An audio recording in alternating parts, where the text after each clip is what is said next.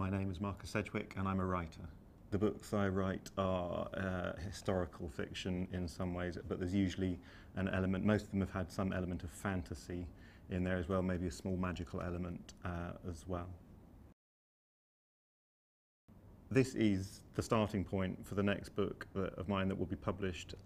It started making me think about what happens when a gun is fired and the way a gun is, it's a machine, if you like. It's a very perfect machine. It does one job and it does it very, very well. But then if you think about what a bullet does at the other end of its life, it's horrible. It's an appalling thing. And I wanted to write a book that sort of captured those two sides of that. And all of that came from thinking about this little shell case. So it's an example of how a whole book can grow out of the smallest thing. I didn't really have a sense of being a writer when I was a child. In fact, I think it was probably the complete opposite in that I think I got put off by it because the only thing I can remember about being a writer was someone saying to me, you can't be a writer, no one makes money doing that. And I think that actually stopped me doing it probably well into my adult life. I think I might have got around to it quite a bit sooner were it not for that. Sometimes those little things that people say to you at the right moment can stick with you for a long time. So after A-levels I went to university, and at university I did mathematics, and I'm laughing because I lasted precisely 1 year doing maths at university when a whole year had gone by and I hadn't seen a single number anywhere. All I'd seen was Egyptian hieroglyphics. I decided it wasn't for me and I changed course at that point to politics, and I actually graduated with a politics degree.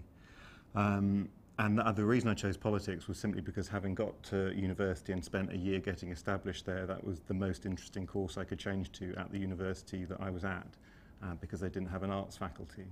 But when I left university, I started to really begin to think about what I wanted to do, and to my horror, I couldn't get a job doing, I had a degree, but I couldn't get a job doing anything at all.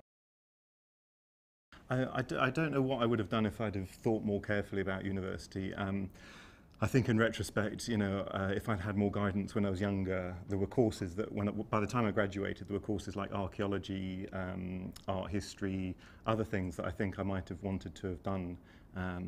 But you know, my time had gone by then, so by that point I was just thinking, well, what can I get into now? And still without a very strong sense of what I was going to do. But really the final catalyst in my career was accidentally, and I say accidentally, getting a job in a bookshop, and it wasn't just any bookshop, it was specifically a children's bookshop. And it was there that I sort of fell in love with contemporary children's writing and started to think, actually, I remember I did want to try and write once upon a time, and this made me think that I actually had the right to go and do it. It's a very strange thing when your first book comes out, and don't get me wrong, it's a wonderful and amazing feeling, but the whole publishing process is a very slow beast, and so from the moment at which you write your story and then someone says yes, I'll publish it, and then it's another probably 18 months after that minimum that it actually appears in the shops, you've kind of had quite a long time to get used to it. So it was almost just really a bit surreal, but nonetheless wonderful, and the first time you see that new book in the shops, you kind of, yeah, it brings you up short a little bit.